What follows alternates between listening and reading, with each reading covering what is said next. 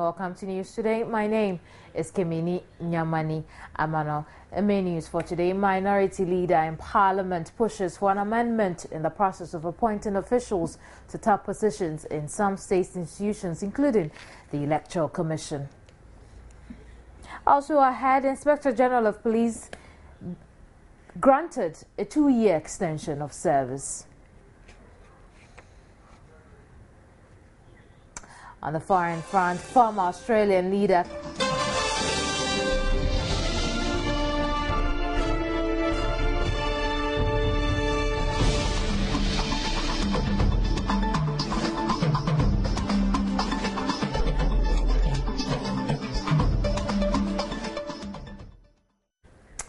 Now, Minority Leader in Parliament, Consultation is pushing for an amendment in the process of appointing officials to top positions in some state institutions, including the Electoral Commission.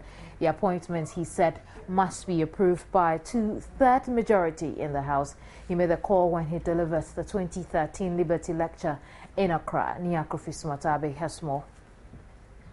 The Liberty Lecture, attended by a cross-section of minority members of Parliament and some leading members of the opposition New Patriotic Party, was under the theme, "The Deficit in Parliamentary Scrutiny in the Fight Against Corruption." Minority Leader Oseiche Mensah-Bonsu, who delivered the lecture, highlighted the near-bullish attitude adopted sometimes by successive speakers of the House, as well as the lack of resource for MPs as some of the key factors hampering the legislature's efforts to check corruption in the country. He was particularly unhappy about appointments made to top positions of state institutions such as the Electoral Commission, National Commission on Civic Education, Commission on Human Rights and Administrative Justice (SHRAJ), and the Statistical Service, adding that such appointments must go through Parliament. The functions assigned to the SHRAJ, especially under Article 218B and E, are very serious matters, which requires a politically neutral and impartial body to diligently investigate. Given the importance of their responsibilities, their appointment cannot be left singularly in the hands of the President. If the President has to do it, he must do so with the prior approval of 2/3 of the members of Parliament. Removing any of them should also require 2/3 majority. The same manner of appointment could be prescribed for the NCCE and the Electoral Commissioners. We shouldn't lose sight of the fact that appointments, security of tenure, resource provision are the usual sorts which appointing authorities wield to compromise appointees. He also suggested sit-ins by the various committees of Parliament be held in the open. Committees are an ideal vehicle for public participation in policy making. Instead of excluding the electorate after voting, continuing public involvement in parliamentary process could be directed through the less formal and less forbidding atmosphere of committee hearings. The public could only be in the public gallery, in the People's or the National Assembly, as Parliament is otherwise called. The committees provide for them a window of opportunity. Ghana's Parliament should open its committees to public participation. The exclusiveness of the current regime makes it appear to be a club, and it is one reason that attracts suspicions and attacks on Parliament. As much as possible, committee hearings must be done in public, unless otherwise decided by the chair. Former Second Deputy Speaker of Parliament, Professor Aaron Mike Okwe, who chaired the function, asked Parliament to investigate comments allegedly made by former Deputy Communications Minister Victoria Hammer. I think there should be a full parliamentary inquiry into this Victoria Hammer matter. Full parliamentary inquiry. Full parliamentary inquiry, American style. A bipartisan full parliamentary inquiry into all aspects, whether to exonerate or otherwise Parliament as a house of inquisition. And I'm very, very keen on the inquisitorial function.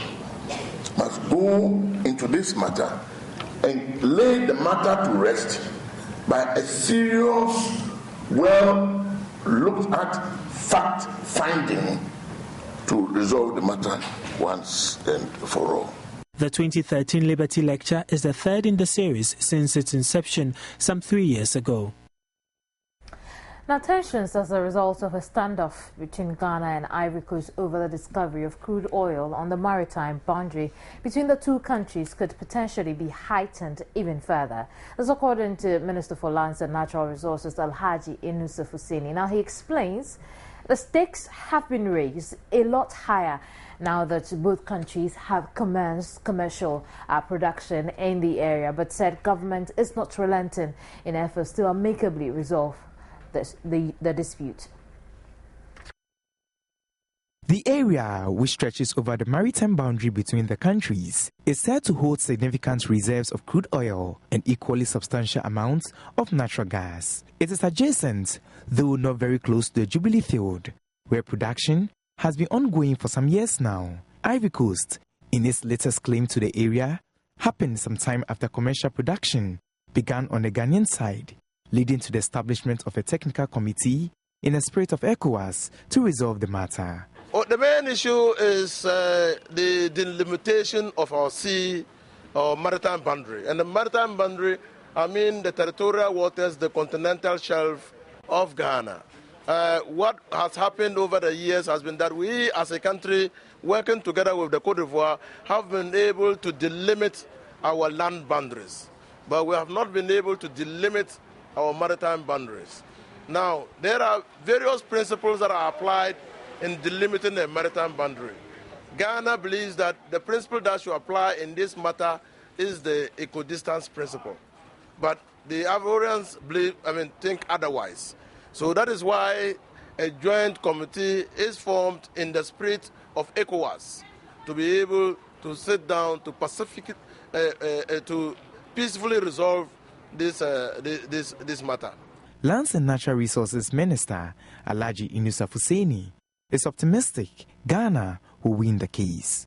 The joint teams will have to visit the land boundary between Ghana and Ivory Coast, which is known as boundary post 55, the BP 55, to establish the geographical coordinates of that boundary. Over the telephone now is John Peter Mewu. He's Director for Research at the Africa Center for Energy Policy. He's joining us over the telephone. Hello, John. Hello. Many thanks for your time on news today. But what can the country do about this? Well, thank you so much. First of all, I think it's important to recognize that these issues of petroleum stranded between international boundaries, it's a very common issue. And as a country, we need to move quickly because the implications are quite huge for us, rather than sitting down and talking. As Ghana keeps on talking and sitting on the negotiation tables, development activities are going on in the waters around Ivory Coast. It is important for Ghana government to realize that disputed maritime issues can never be addressed. There is no case study that shows that issues on disputed border have been resolved. And so while government is thinking of resolving this issue, what I can let them understand is that the issue cannot be resolved, but rather there are modalities that can enable the government and the two countries to go around exploring their activities. If they want to resolve the issue before they go ahead, to extract the resources, that can never be done, and it has never ever been done before. Going forward, as we speak now, there are major independent players working in Ghana. In Ivory Coast, we have integrated companies such as Total that have held all the financial and then the capabilities to exploit resources as quickly as possible. The physical terms in Ghana are not attractive as compared to the physical terms in Ivory Coast. So it will be in the interest of the companies to work in the Ivorian waters because their income statement will be better due to their tax regime. What Ghana needs to do now is, while we sit down to do negotiations to resolve the issue, we should intensify our activities close to these disputed areas and see how fast we can also dream. The law or the rule of capture is what is going to operate now. Whoever drills faster captures the natural resources, provided the resources stranded between these two bodies.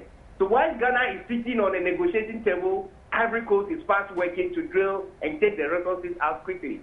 Government must wake up and intensify activities along that area so that we can equally capture some of those resources. This issue cannot be resolved. Disputed maritime issue cannot be resolved, but it can be addressed through what we call Joint Development Authority. And so they can be looking at that alternative rather than trying to resolve the issue. Which is the power of who can drill faster? Yeah, the rule of capture works because the resources travel within a common reservoir. And so if the area is disputed and I have the power to drill faster, then I'll take out the petroleum resources as quickly as possible. While you sit down on the negotiation table to resolve the issue, I am exploiting the resources. And so Ghana should stand up and walk away from the negotiation table and see what they can do to drill faster equally. In other words, it's too late to think about delimiting our maritime boundaries. Look, you see, issues of joint development zones are very complicated issues. There is no international law as to how this issue can be resolved. But then there are mechanisms and modalities as to how one can exploit even if you have a dispute. Okay, you can still exploit when you have a dispute. If you want to resolve the issue, you can never resolve the issue. We have instances and cases are all over. Malaysia and Thailand in 1979. Timor-Leste Treaty between Australia and East Timor in 2002. A typical arrangement is again at Saudi Arabia and Kuwait in 1965. You know, these are common examples and how these countries have gone by it. We should stop sitting on the negotiation table and rather devise means of how we can also extract these resources out. Won't this law of capture also generate more tensions? In any case, one country could just come up and say, you're drilling more than I am. No, of course, so long as I'm not in your waters drilling, there is no way Ghana can go now and stop Ivory Coast from drilling. Right. You cannot do that because Ivory Coast is drilling from its waters. And Ghana can equally also drill from its waters. So how does it work? While Ghana is sitting on the negotiation table trying to negotiate, Ivory Coast is increasing their development around the waters and the same reservoir that we're talking about. So how do we apply the law of capture in this case, in this particular case? The rule of capture just says that whoever drills faster owns the resources.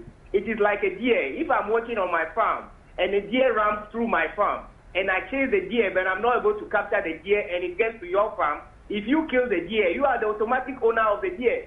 The fact that the deer runs through my farm, I doesn't own it. And so Ghana should not think that if you have a reservoir here and the reservoir straddles to Ivory Coast, if Ivory Coast drill at the other end and takes out the petroleum, they are the final owners of the petroleum. That is how we should be looking at it. And thus both countries could come to a compromise on?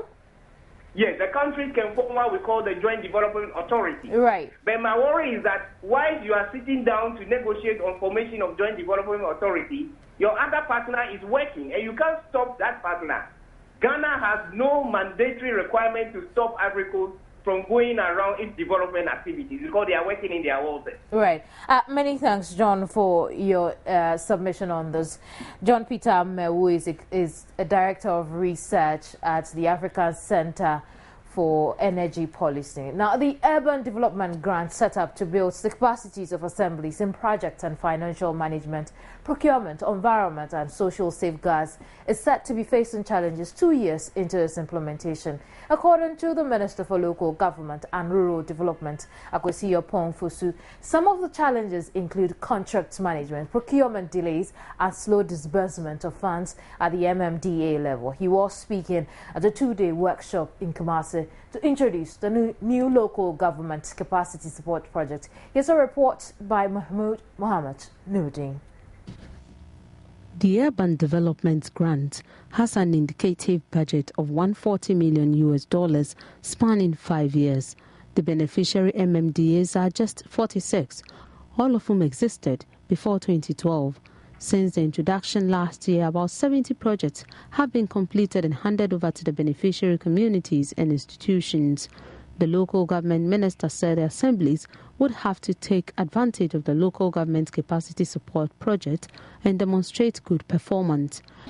Where it is realized when the assessment is done that assemblies have challenges in certain areas like financial management, there is a funding arrangement for assemblies to build their capacity in those areas. So that's for the DDF. The DDF covers all assemblies.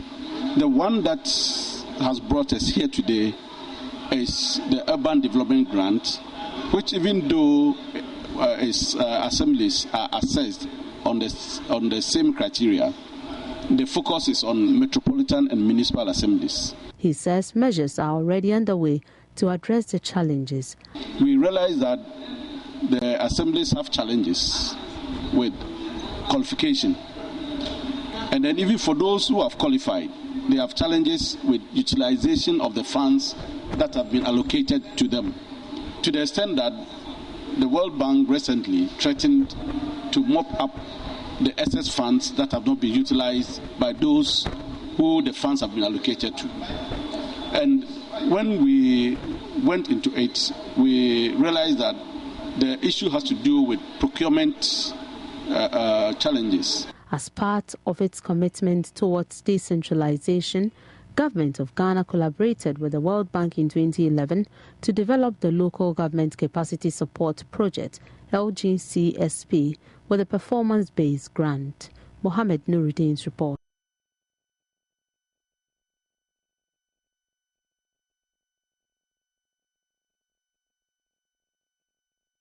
Now, although the Right to Information Bill has been laid before Parliament, the process has been described by some civil society groups as shrouded in secrecy. Ghana may soon join the League of Countries which have a freedom of information law. This is expected to aid access to information held by state institutions.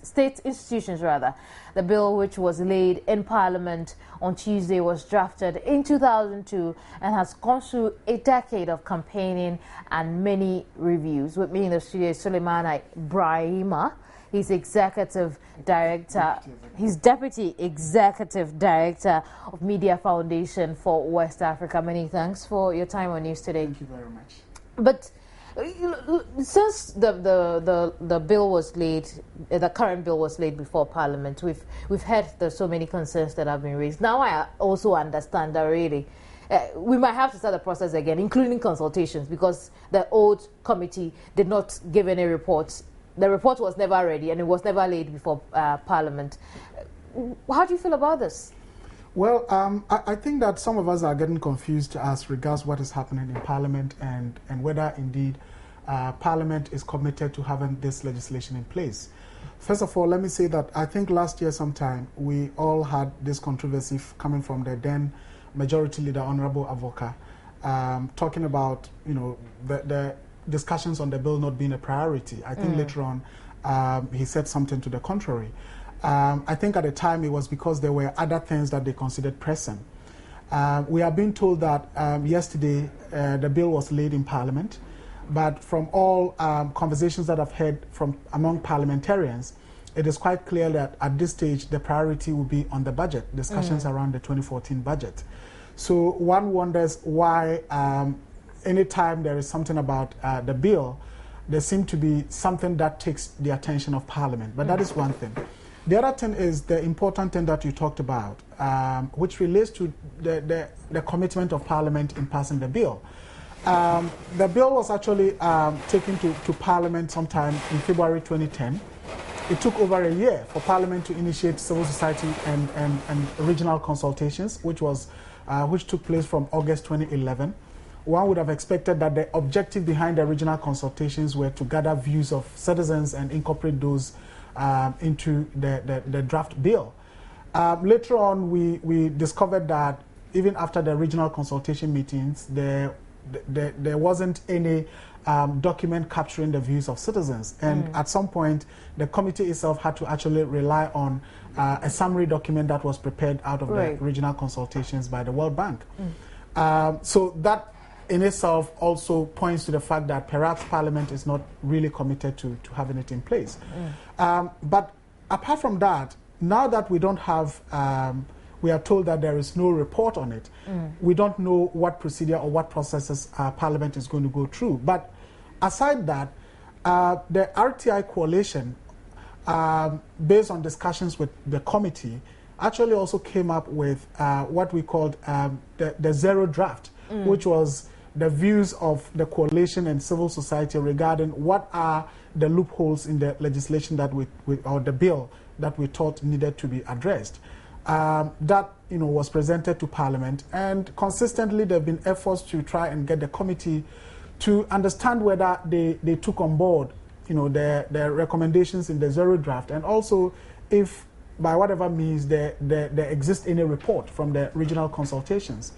I think that there hasn't been any progress on that, and then yesterday we heard that the bill has been laid before Parliament. I listened to Honourable Bagben, who is the chair of the Constitutional Committee, and he himself did say that he hasn't even cited the document. So the ranking member also, Joe Oseuso. Yeah, they've all not cited the document. I'm wondering what we are talking about now. And we are talking about access to information bill.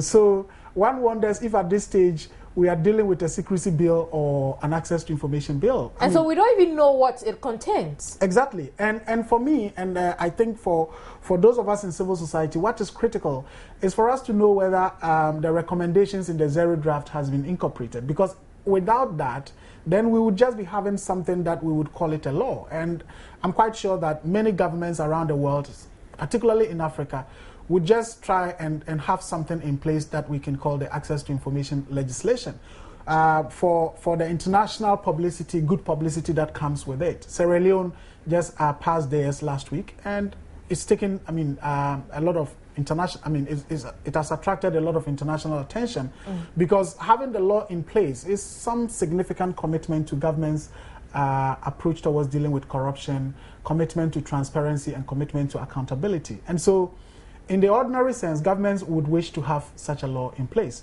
But we think that it's important to address the critical loopholes in the draft. Otherwise, maybe we are better off not having the law in place and continuing the campaign till such a time that we would have that commitment to have a good law in place. How bad is the fact that we haven't seen this current bill before Parliament, and yet it's there and it's being discussed? How bad is it? We don't know if the consultation, the recommendations have been put to. How bad is that? No, I think that it is really not the best, especially when we are talking about something that is supposed to, at the end of the day, empower citizens to access information. I think that the process should be very transparent. It should be open. People should have access to the document, know what it contains, because at the end of the day, if the law is even passed, or if the bill is passed into law, the critical aspect then, or the most important next step would be about its implementation. And that requires that citizens become aware, understand their rights within the law. And that is why even right from this step, it's important that we make the process open and for people to have access to the document, share their views and all of that. But the committee has also said all hope is not lost because they are open for proposals, and then again after the bill the bill is public now because it's before Parliament, and they get a copy and the recommendations have not been put to it. The discussions will begin again. Is that enough? Well, I don't know how long this will continue. We keep hearing that parliamentarians are saying we are committed to the process, and I would have wished that indeed our representatives at the National Assembly would really take that bold step that would clearly demonstrate their commitment to offering better governance to the citizens of this country. But so far, I think that is kind of a game play. If the process is going to continue, civil society groups presented a zero draft, which was a 30-page document, to Parliament, reflecting our views on what can be done. It's so important because, as I keep saying, Ethiopia has an access to information legislation. It was one of those, the first countries in Africa to have access to information law. But Ethiopia remains one of the most secretive societies on the continent. Where access to information is so difficult, it remains one of the most repressive societies for press freedom and free expression. You can also talk about Zimbabwe. And so the idea is not for government to just pass anything and say that there is a law, and then there will be another struggle about amendment, which will also take decades or, years to be done. I think that it's important that the process is open, so that when we are passing the law, we really pass a law that demonstrates that we want to have open governance. Ghana is a member, has signed on to the Open Government Initiative, and that requires that there is transparency, there is citizens' participation, there is accountability. And the only way or the best way to ensure that is to have a very good access to information law in place. I want to pick your thoughts on this just before we end our conversation on the RTI. Earlier today when we spoke to a ranking member, Joe Osei, he's made mention of the fact that when it comes to the independent oversight mechanism, they recommended that it be given to SHRAJ to perform. What are your thoughts on that? Is SHRAJ? Well, I think that we've always been of the view that SHRAJ has its own difficulties. Of course, in terms of its independence, at least SHRAJ has demonstrated that it can be independent. It has investigated high-profile cases involving top-level government officials. And so in terms of independence, I don't think that one can say that SHRAJ is not. But as to whether SHRAJ would have the capacity and the capability to deal with this whole complex thing, because it's a whole gamut of issues that would be coming up with this. People will make various requests at district, at regional, and at national level. So we need something fast track. And exactly. And I think that we have to look at the international best practices. In Liberia, an independent commission has been set up mainly for the implementation of the law. In Nigeria, it is the same. In Sierra Leone, the law has recommended the same, and I'm sure that they are going to do that. So why is it that in Ghana we would want to, try and go some other way?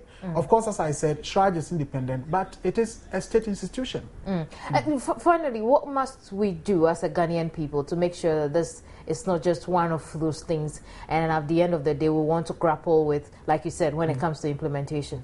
Well, I think that it's time for Ghanaians to really appreciate that the access to information legislation is perhaps one of the most important things that have to be done when we are talking about fighting corruption, ensuring governance, transparency, and accountability.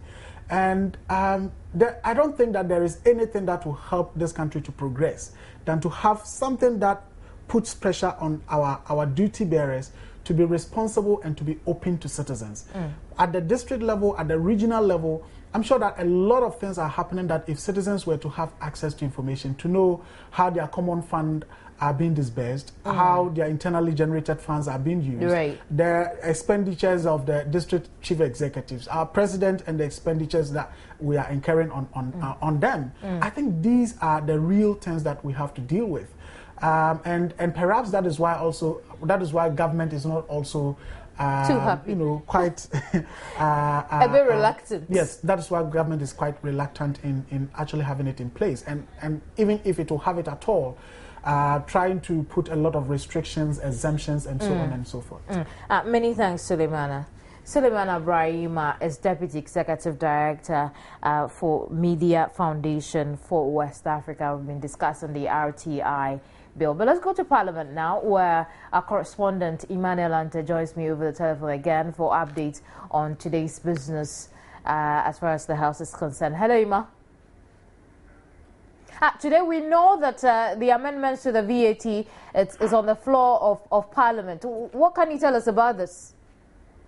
Well, I can tell you that initially they decided that today they must end the amendments and then finish with it and then be able to pass it.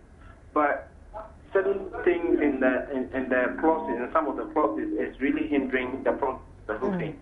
Actually, clause 21 of that bill, which is talking about the criminal code in the VAT bill, is creating a lot of problems for them, because clause 38 is also having similar, but then they are arguing that, some of them are arguing that then they all made a mistake in amending clause 21, which gives that particular bill, the 38 amendment, the 38 clause 38, a problem, which has brought the problem. So they have they were calling, some of them were saying that they should stand it down so that they go back to clause 21 to go and take another day and work on it very well before they come back and then work on the clause 38. So that's what is really causing the problem. But initially they decided that today they must end the amendment of the clause. For the purpose of education, really, What is this amendment, if it finally pulls through? What is it supposed to do as far as VAT is concerned? Well, it's talking about those who flout certain or violate certain clauses in that particular bill. Right. What the punishment that should be given to them. The clause 38, for instance, is saying that person who issues a false tax invoice or sales receipt or fails to issue a tax invoice or sales receipt as required under this act for taxable goods supplied or taxable services rendered commits an offense, and it is liable on summary conviction to a fine equal to the sum of the money lost, 100% penalty plus. And that is where the issue, the contention, the bone of contention is. Imam, sorry, would have to end the conversation here. I'm sure we'll bring an update on this in subsequent bulletins. And so you home should just make time to watch. But let's talk about something else now. And the National School Feeding Program has started taking steps to scrap the school feeding program to well-endowed schools. These schools are located in urban areas in this country. The Greater Accra chapter of Conference of Heads of Basic Schools have called for the immediate scrapping of the program from schools that do not need this program. This, they say, will lessen the burden on parents in the rural areas. The Ghana School Feeding Program was introduced in the country in 2005.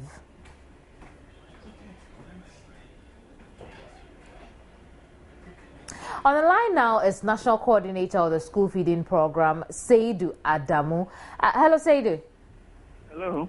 I'm grateful for your time on news today. But why has it become necessary to look into scrapping schools that may not need the school feeding program? Well, I don't know where this information is being repackaged as something. Seidu. Hello.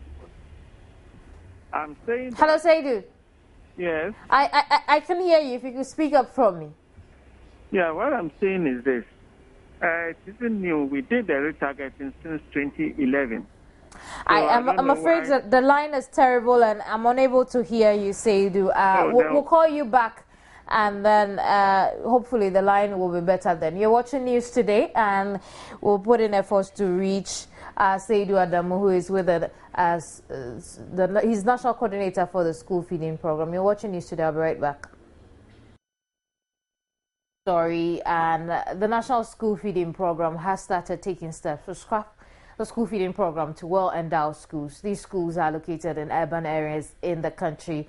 The Greater Accra chapter of Conference of Heads of Basic Schools have called for the immediate scrapping of the program from schools that do not need the program. This, they say, will lessen the burden on parents in the rural areas. Joining me over the telephone is National Coordinator for the School Feeding Program, Seidu Pakuna Adamu. Hello, Seidu. Hello. Seidu, so you tell me that really this is not information coming from you? Come again? I'm asking. You say this is not information coming from you? No, this is not coming. This information is not from us. And then, because we have already started the retargeting since 2011. And so retargeting means you're getting out some of the schools that may not need the school feeding program? Exactly. Like we took the school feeding from Achimota Primary and sent it to Choco and other areas. We took the school feeding from Adum in Kumasi to some of the outskirts areas. And we are now more in the villages than in the city. How do we select the school that we say? How do we categorize a school that may not need the school feeding program? You see, we have the school feeding program is a poverty alleviation program. No, that's our main target. So we go to areas where they are poverty stricken. Then we go to areas where the attendance is low. There's people play truants instead of going to school because of hunger and that kind of thing. So these were some of the criteria that we used in doing the retargeting.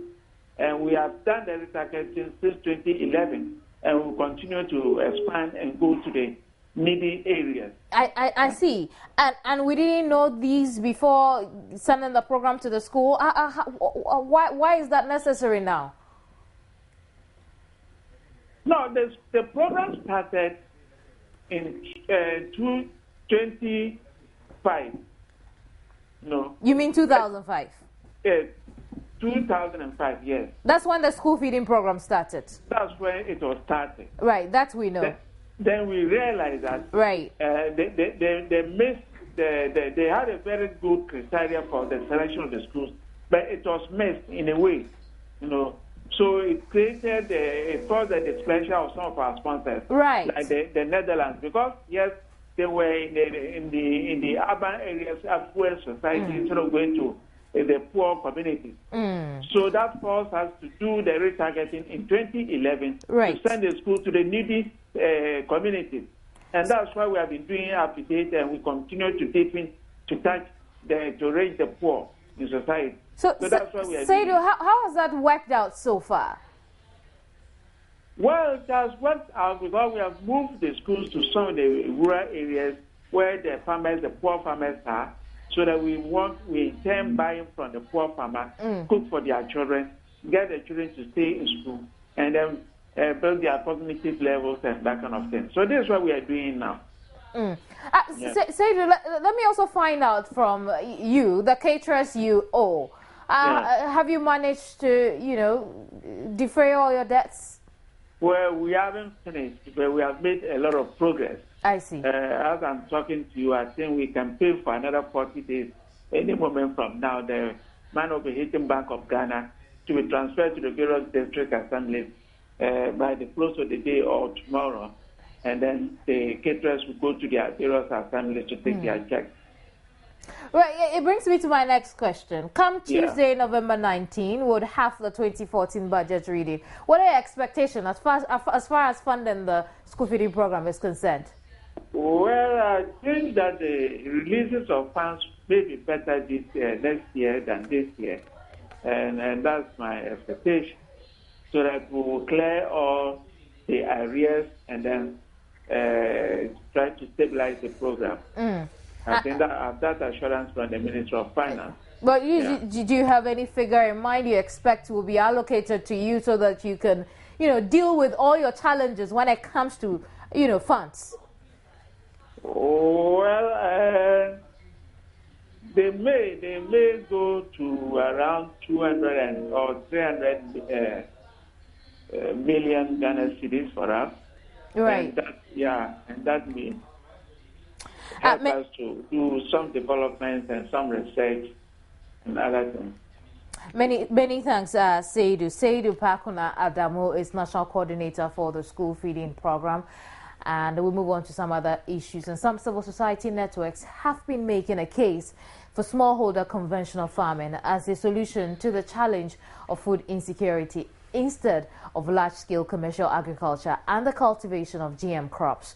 The CSOs are of the opinion modern industrial agriculture and the cultivation of GM crops could have serious consequences for the agriculture sector. They made this known at a roundtable discussion which was focused on the negative impact of GMOs.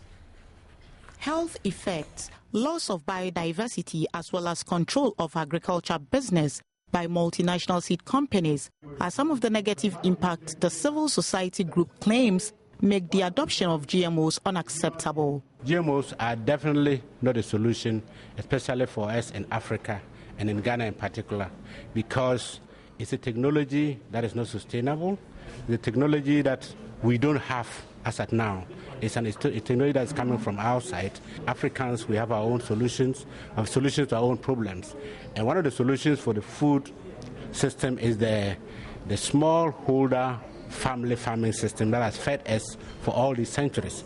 And I believe that if we are going to feed Ghana or feed Africa, let us see how we can strengthen, how we can improve upon this technology, which has proved that it is more capable of addressing the climate change issues, is more capable of addressing our health issues, is more capable of dealing with our environmental issue.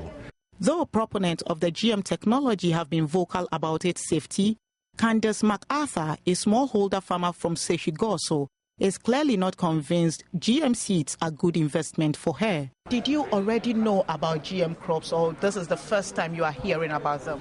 I've heard about them, so I was doing research on the net on them, and I think it's not good for Ghana. I think Ghanaian government should force them to label it. That after labeling, then all the Ghanaian society will get to know these are GMO's seeds and these are the local seeds. Then the government should proceed to ban it.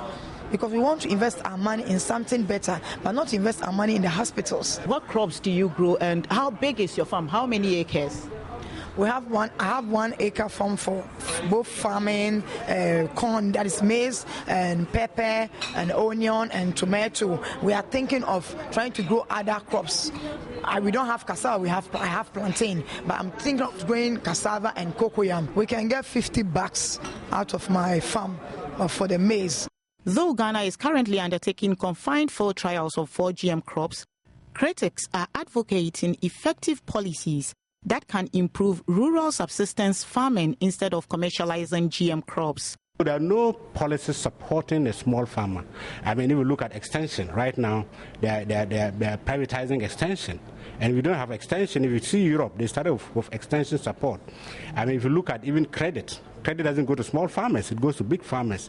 If you look at even the technology package that they're providing, it's not suitable for our small farmers. If we invest in a small farmer, he can produce better, much more efficient. There's scientific proof that a small farmer is much more efficient than that big farmer producing on 100 hectares of land. They further argued allowing cultivation of GM crops will not automatically ensure food security when rural farmers are still battling challenges of inadequate farm inputs and planting materials, access to credit, as well as poor road networks linking farms and market centers.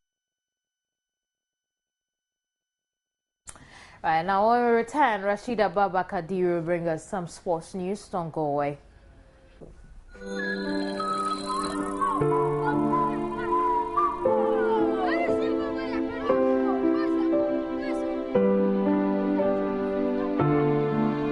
It doesn't take much to make something big happen with Tigo's free Bonto. You can text, browse, make IDD calls, and even better, call all networks with your bonus credit. Guys, I need your help. Dial *555*1# to activate Tigo's free Bonto.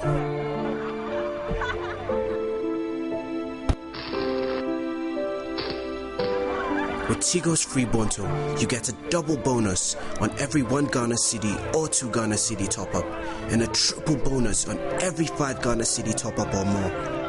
Use your credits how you want, when you want, no restrictions. With your free Bonto. Smile, you've got Tigo.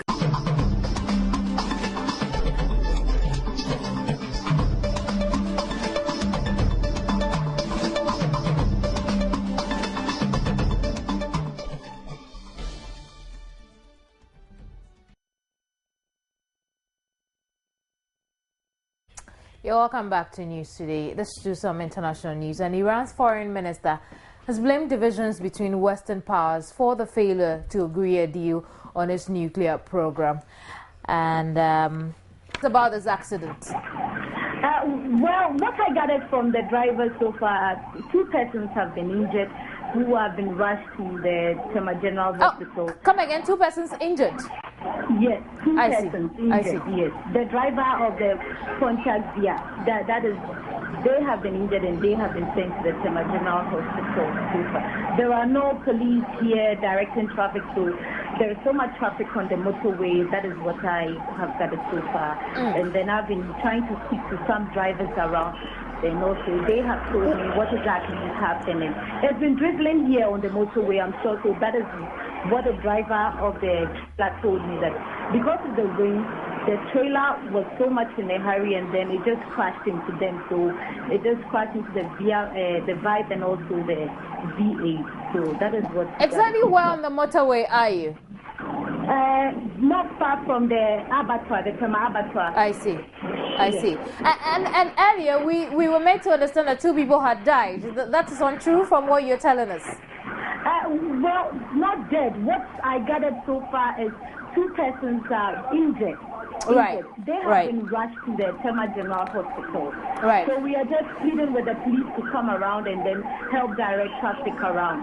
We'll leave it here for now, Matilda. Many thanks. Matilda Awomega joined us with an update on the accident situation on the Tema motorway near the abattoir. She tells us that not 2 people have died, but really 2 people have been sent to the Tema General Hospital. Expect updates on this particular situation in subsequent bulletins. But let's get into showbiz now. And he has found himself in the news again, except that this time it is not for the wrong reason. Actor John Dumelo has hinted that he is recording his song with Ghanaian BET Award winner Sarkodie.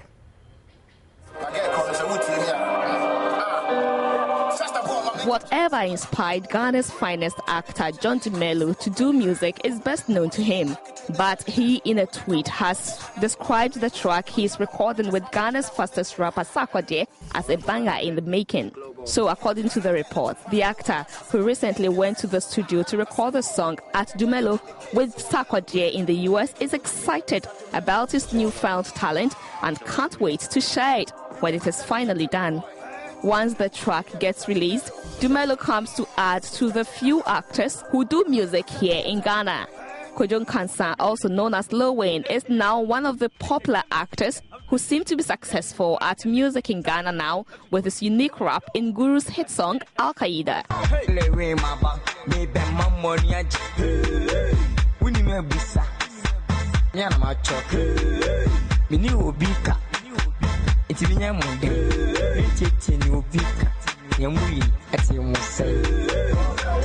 And just in case you are in doubt that Lil Wayne may not have done what you just listened to, well, check out his freestyle for Joy News. DJ Lewin, 2 man niggas the broke now.